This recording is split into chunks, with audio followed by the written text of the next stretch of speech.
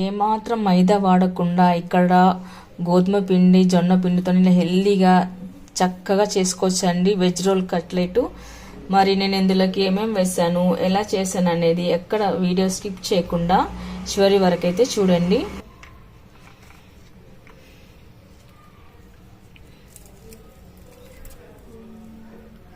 ఇలా సింపుల్గా ఈజీగా మనం ఇంట్లోనే చేసేసుకోవచ్చు.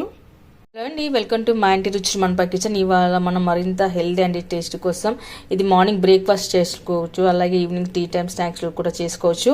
ఇక్కడ నేను ముందుగా 1 కప్పు వరకు అయితే జొన్న పిండి తీసుకున్నాను, అలాగే 1 కప్పు గోధుమ పిండి తీసుకున్నాను.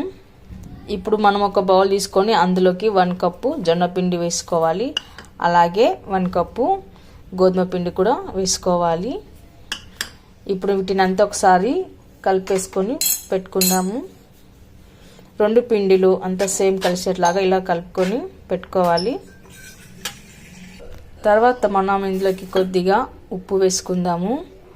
ఆ తర్వాత కొద్దిగా ఆయిల్ వేసుకుందాము. ఆయిల్ వేసుకొని ఇప్పుడు మనం గోధుమ పిండి చపాతీ పిండి ఎలా కలుపుకుంటామో అలా కలుపుకొని పెట్టుకోవాలి. ఇప్పుడు పిండి అంతా ఇలా ఆయిల్ ఉప్పు అంతా కలిసేట్లాగా మనం కలుపుకొని పెట్టుకోవాలి.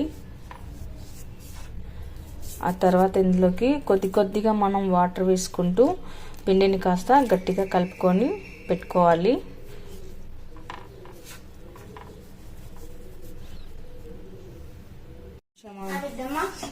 ఇప్పుడు ఇలా అంతా పిండిని మనం కాస్త గట్టిగానే కలుపుకొని ఒక 5 మినిట్స్ పాటు నానేసుకొని పక్కన పెట్టుకుందాము.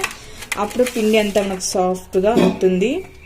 పెట్టుకున్న పిండిని మనం 5 మినిట్స్ పాటు మూసి పెట్టుకుందాము. ఆ తర్వాత మనం స్టఫింగ్ చేసుకోవడం కోసం కడాయి పెట్టుకొని అందులోకి కొద్దిగా 1 టేబుల్ స్పూన్ వరకు అయితే ఆయిల్ వేసుకోవాలి. ఆయిల్ హీట్ అయిన తర్వాత మనం కట్ చేసి పెట్టుకున్న ఉల్లిపాయ ముక్కలు వేసుకుందాము.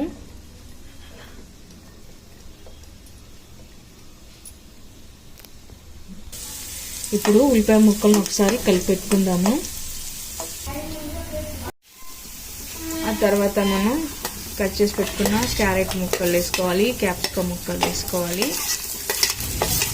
ఆ తర్వాత సన్నగా కట్ చేసి పెట్టుకున్న టమాటా ముక్కలు కూడా వేసుకుందాము.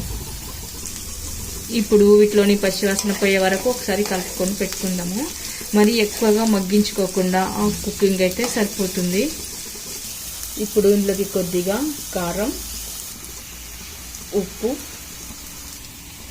ధనియా పౌడర్, జీరా పౌడర్, ఇప్పుడు కొద్దిగా కరివేపాకు వేసుకొని మనం ఒకసారి కలుపుకొని పెట్టుకోవాలి.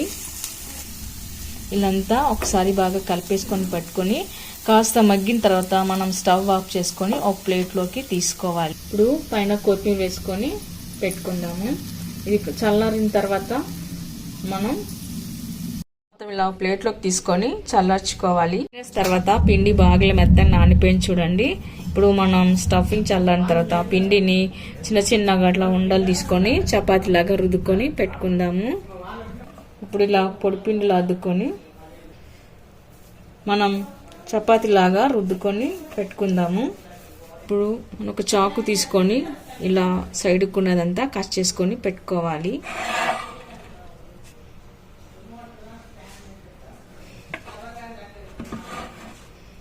ఇలా స్క్వేర్ షేప్లో మనం కట్ చేసుకొని పెట్టుకుందాము.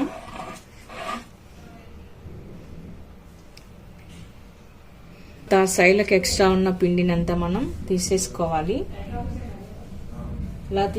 ఇలా తీసుకొని పెట్టుకున్న తర్వాత మనము స్టఫింగ్ని కొద్దిగా మనం స్టఫింగ్ని తీసుకొని ఇందులోకి పెట్టుకుందాము. ఇప్పుడు మనం ఇలా రోల్ లాగా చేసుకొని పెట్టుకోవాలి. ఇప్పుడు మనం ఇలా కట్ చేసుకొని పెట్టుకుందాము. అన్నీ ఇలా ఈ మాదిరిగా చేసుకొని పెట్టుకుందాము. అన్నీ ఇలా చేసి పెట్టుకున్న తర్వాత ఒక కడాయి పెట్టుకొని అందులో తగినంత ఆయిల్ వేసుకొని వీటిని మనం ఒక్కొక్కటిగా పెట్టుకొని 2 వైపులా కాల్చుకొని పెట్టుకుందాము. ఇవి మార్నింగ్ బ్రేక్ఫాస్ట్లోకి, ఈవినింగ్ టీ టైమ్ స్నాక్స్లోకి చాలా రుచిగా ఉంటాయండి. ఏదైనా చట్నీతో తిన్నా లేదా టమాటా సాస్తో తిన్నా కూడా చాలా రుచిగా ఉంటాయి.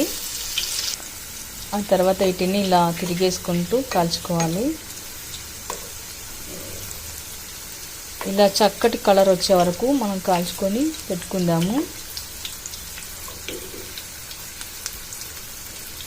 చిన్నపిల్లల లంచ్ బాక్స్లో కూడా ఇవి చాలా బాగుంటాయండి.